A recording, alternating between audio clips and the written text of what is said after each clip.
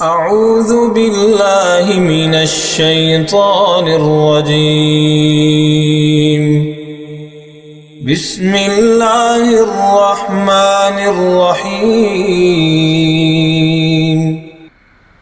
الحمد لله رب العالمين الرحمن الرحيم مالك يوم الدين إياك نعبد وإياك نستعين اهدنا الصراط المستقيم صراط الذين أنعمت عليهم غير المغضوب عليهم ولا الضالين. وإذ يرفع إبراهيم القواعد من البيت وإسماعيل ربنا تقبل منا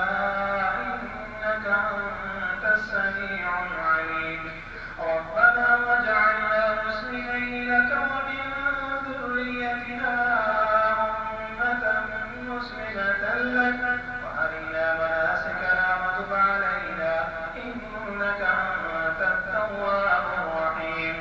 ربنا وابعث فيهم رسولا منهم يتلو عليهم آياتك ويعلمهم الكتاب والحكمة ويزكيهم إنك أنت العزيز الحكيم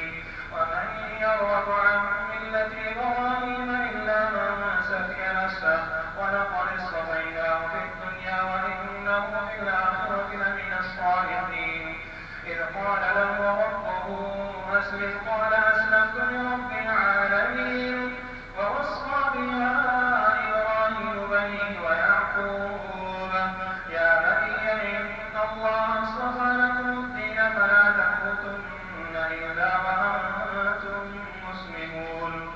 أم كنتم شهداء إذ حضر يعقوب الموت إذ قال لبنيه ما تعبدون من بعدي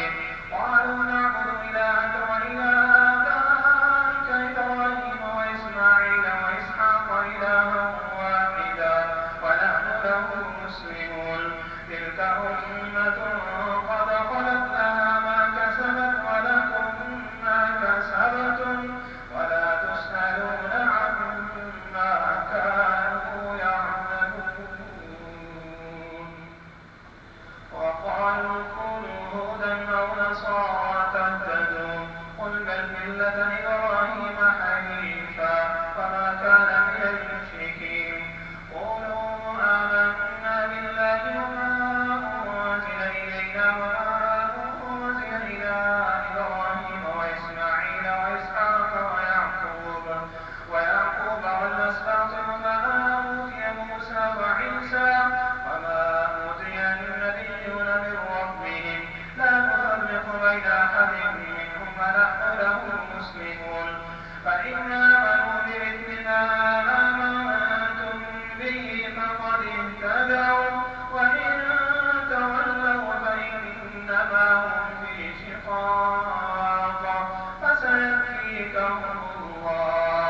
فسيكفيكهم الله وهو السميع العليم صبغة الله ومن أحسن من الله صبغة ونحن له عابدون قل أتحاجوننا في الله وهو ربنا وربكم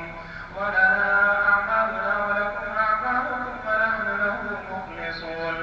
أم تقولون إن إبراهيم وإسماعيل وإسحاق ويعقوب والأسباط